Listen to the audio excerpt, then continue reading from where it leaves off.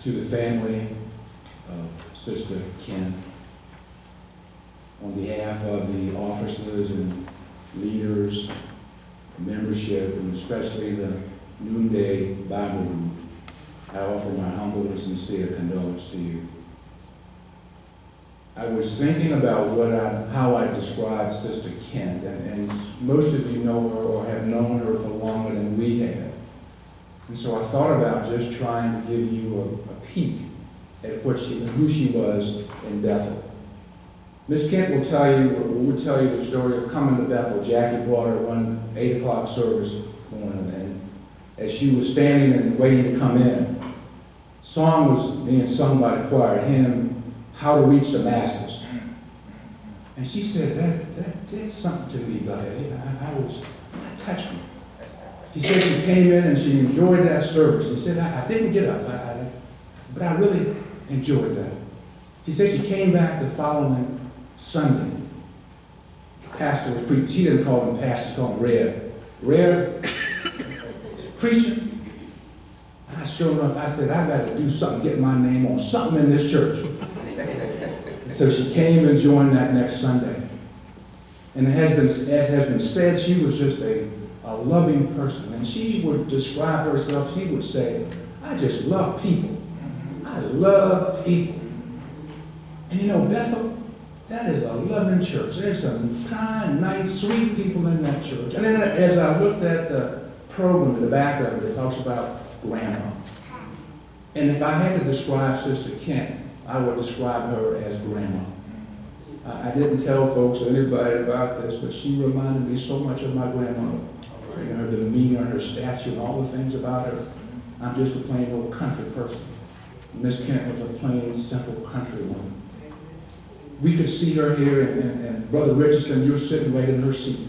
That's the seat she sat in. That spot that you're sitting in is her spot. So appropriate for you to lift that song, but that's her spot. And she didn't jump up and down, and she didn't run up and down the aisles, but you would see Sister Kent nodding her head. She would throw her hands up and shake her head, and you would know that she was in the midst of love. And so there was just so many things about Sister Kent that made her special to us.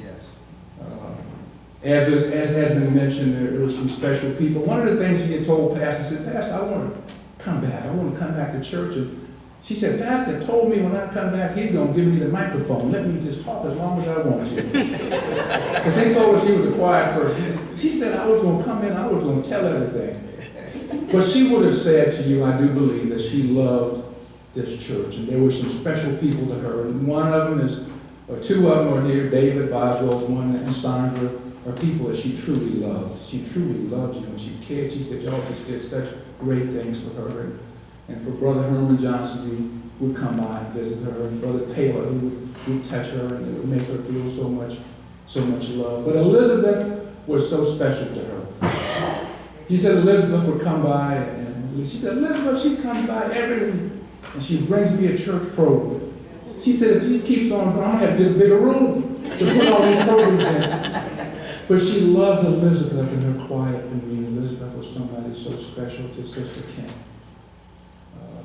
And if I had to leave a word to describe her, it would be a loving person. She just had, we strive to get there where she was, to have that kind of spirit. I just love everybody.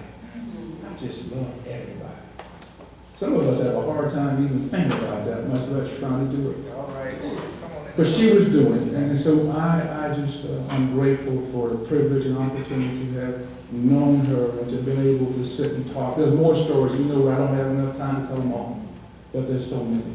One I will leave with you that's going to be forever etched in my spirit.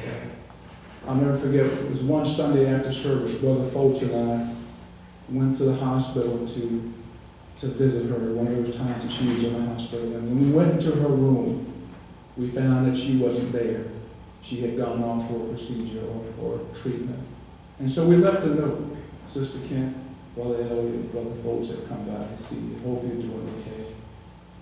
And so the next time I saw her, I said, Sister Kent, that we came. I know you did. I saw the note. She said, I saw that note, and I said, I must be somebody.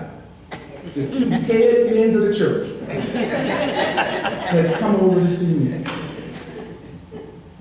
And that I will never forget as long as I live.